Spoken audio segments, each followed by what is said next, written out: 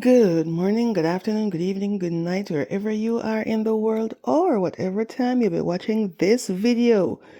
Now, guys, this is one of the most shocking healthcare fraud cases in recent history. And this is a doozy.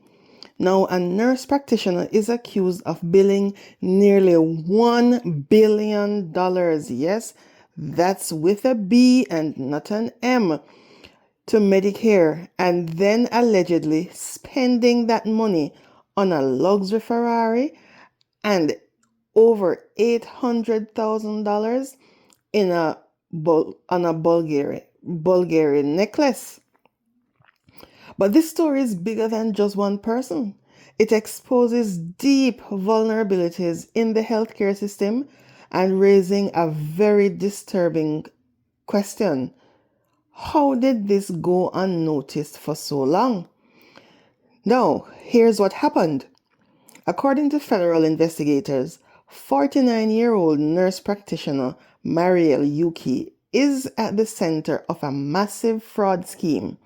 She allegedly billed $906 million to Medicare and TRICARE. Now, roughly $297 million was actually paid out, and authorities have already seized over $35 million in assets. The scheme targeted one of the most vulnerable groups in society, and those are elderly hospice patients. Now, these are individuals receiving end-of-life care. Now, how did the fraud work? Prosecutors say Yuki operated mobile wound care clinics across multiple states, and here is what they allege. They allege that she used amniotic wound grafts, which are real medical treatments, but she applied them unnecessarily and even on healed wounds or ineffective cases, then falsified medical records to justify the billing. So basically, in simple terms, patients didn't need the treatment, but Medicare was billed anyway. Now, where did all this money go? Instead of patient care, prosecutors say the money funded a lavish lifestyle, a $594,000 Ferrari 296 GTS, $865,000 Bulgari necklace, and hundreds of thousands in cash seized. Now, this isn't just fraud.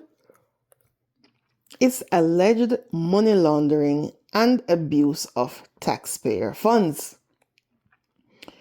Now, this case isn't by itself, right?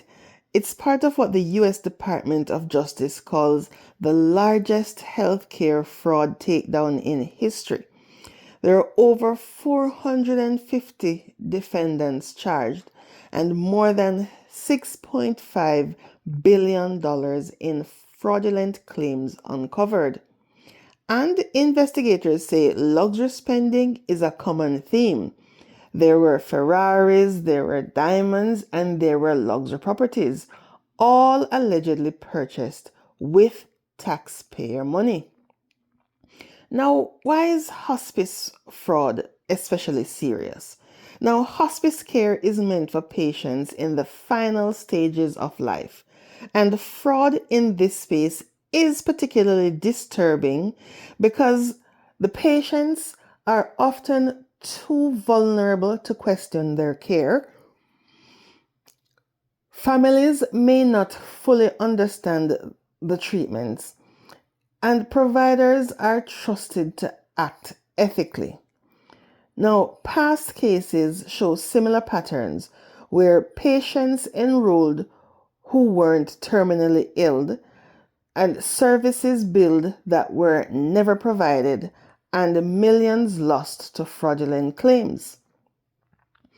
Now, the healthcare fraud continues to be a massive issue in the US, and this is showing a huge weakness in the system, right? Because Medicare and Medicaid lose tens of billions of dollars annually to improper payments. There have been fraud schemes where they often exploit complex billing systems, and detection can take years due to data overload and loopholes. Now, experts say fraudsters rely on fake documentation, kickbacks, and networks of clinics and providers. Now, online reaction has been intense, with many expressing outrage over the abuse of taxpayer funds, the exploitation of elderly patients, and calls for harsher penalties. One user even wrote that people can't afford care because of people like her. Now, what happens next with this case?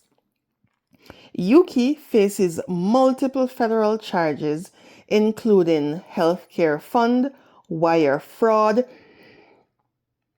kickback violations, and money laundering. And if convicted, she could face decades in prison. Now, guys, this case highlights a troubling reality. Systems designed to care for the most vulnerable can also be exploited for massive profit. And while authorities are cracking down harder than ever, the real question remains: how many more cases like this are still out there? Now, guys, what do you think? Should penalties for healthcare fraud be harsher? Or is the real problem the system itself?